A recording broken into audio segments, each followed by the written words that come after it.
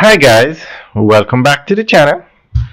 Today we are out by Mandela Highway and we are going to give you an update on the Portmore Access Ramp from Mandela.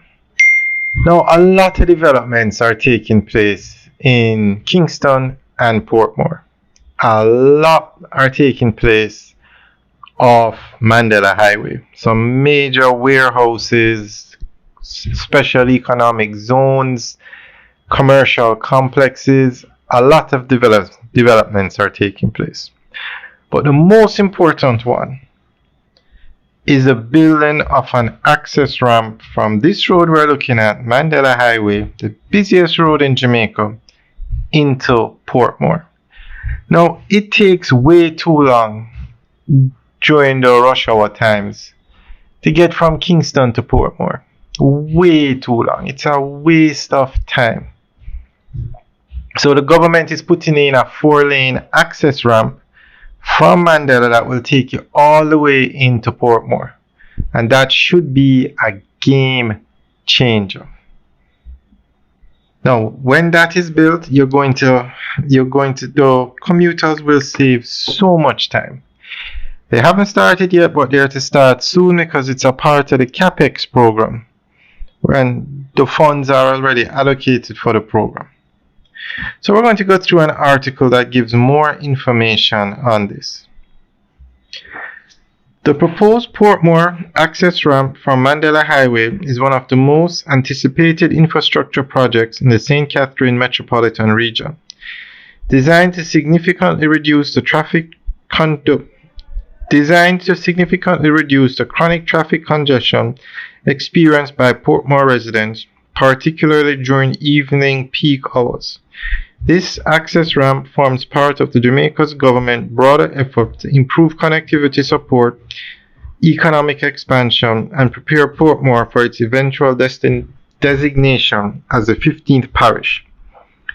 As the city continues to grow in population and strategic importance, the ramp project is both timely and transformative. Each day, tens of thousands of commuters make their way from Kingston to Spanish Town into Portmore via the Mandela Highway and Dyke Road corridor.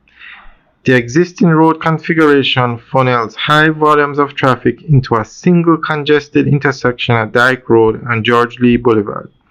By early evening, what should be a 10 to 15 minute drive from Kingston can stretch into an hour-long ordeal.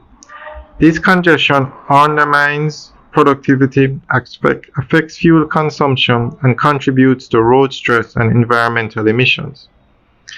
The current system simply does not have the capacity to handle the daily demand, with Portmore's rapid urbanization, including new residential schemes, commercial centers, and logistics infrastructure. An upgraded, more efficient entrance was inevitable. To resolve this, the Government of Jamaica, through the National Works Agency, has advanced a two-phase project to create a new 1.7-kilometer access ramp from Mandela Highway directly into George Lee Boulevard, bypassing Dyke Road entirely. Phase 1. Construction of a 2-lane elevated access ramp originating from Mandela Highway. Installation of a new 120-meter bridge across the Riacoba River designed to accommodate future expansion. Widening of Dyke Road to 3 lanes between George Lee Boulevard and Gregory Park.